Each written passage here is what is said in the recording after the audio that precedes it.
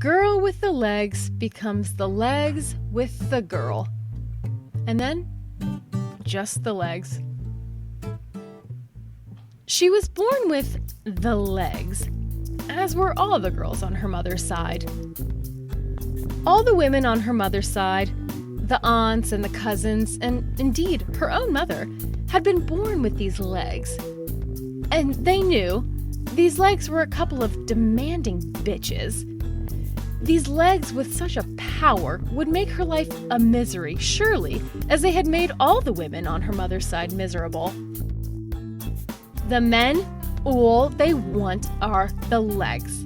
They don't want you, they just want the legs. Be careful. But the warning was soon forgotten. The girl grew to be a teenager and was quite pleased with the legs. The legs got her a boyfriend way before the other girls. She discovered that she simply had to wear a short skirt or a pair of short shorts, and everyone would go crazy for her. She mistakenly thought everybody loved her, when, of course, they only loved the legs. It was some time in high school that the transition happened, and she became the legs with the girl, and not the other way around. She had the feeling that she was on a ride, that the legs were walking wherever they wanted to walk, and running wherever they wanted to run, and reclining underneath whomever they wanted to recline under. Legs, slow down! You don't want me getting a reputation, do you? But the legs didn't seem to mind. They carried on. She threatened them and scolded them, but they just laughed and kicked her right off the ride. Now she was just the legs. I mean, she was still there, on top of the legs, but she'd become completely invisible. Poor thing. The legs showed up to the family barbecue when she was about 18, in a skirt so short it ended about a mile above the knee, and in heels so high they looked like stilts. Ridiculous. And still, it happened to all of us. We'll see her again someday. If the legs don't get her killed, that is. Her mother was dead by now, and it was just her father and a kind of evil stepmother. They tried to ground the legs to stop all this running around. They tried to make the legs accept Jesus. What a laugh! Legs don't care about no Jesus! The legs ran away. They ran to the big city and ran all around the city. The legs tickled the heart of many a young city stud, and it was a great big party. Until it wasn't. The men! They don't love me! Said the invisible girl on top of the legs. They only love the legs! Suddenly, it all seemed so empty.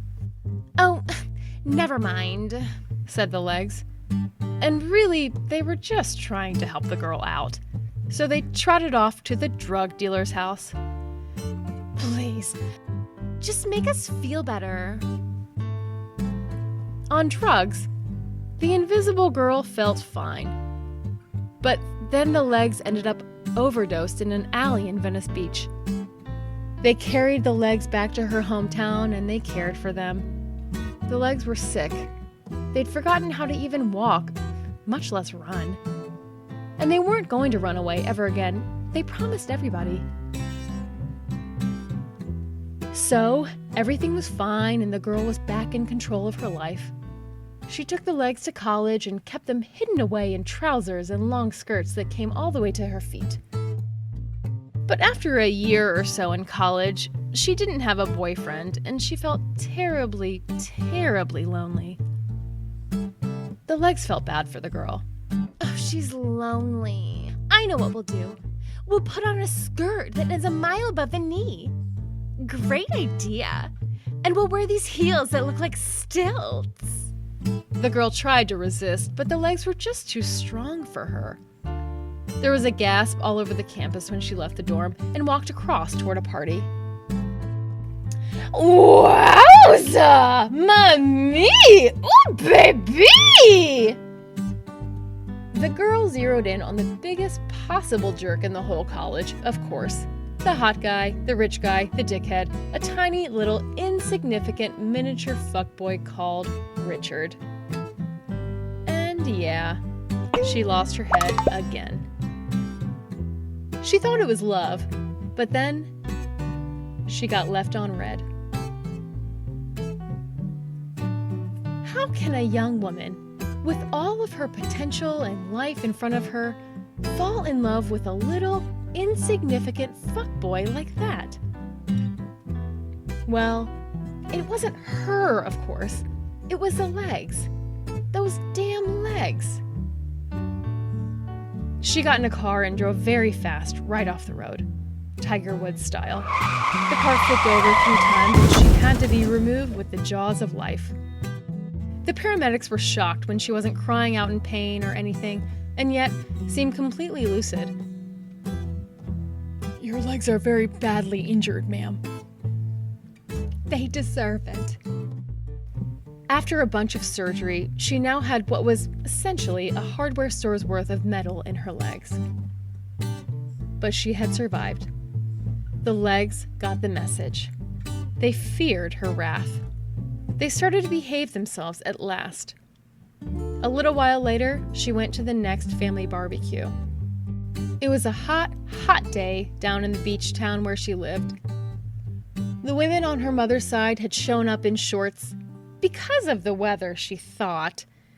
But that's not why they showed up in shorts. She realized that when she saw them. On all of their ankles and all of their calves, the same telltale little scars. She was shocked. "You did the right thing. It's the only way to keep him in line. Show him who's boss." "Why didn't you tell me?" "You had to discover it for yourself. If we told you to break your own legs, you'd think we were crazy." They were right. The aunties and the cousins all embraced her, and they cried tears of joy that day in the sun. Dangerous, of course, as the sun browned all of their legs so nicely. By the end of the day, there were literally hundreds of hot beach guys surrounding all the legs, even the old auntie's legs. "Let's get out of here!" They all ran as fast as they could, laughing and squealing with delight as their legs ran them to the safety of their cars. And this is the real curse of the legs, as they each drove home in their separate cars that day, all the women on her mother's side and the girl herself, they all had the same vain and prideful thought. "We still got it. I still got it." When all the time, of course, they had nothing. It was the legs.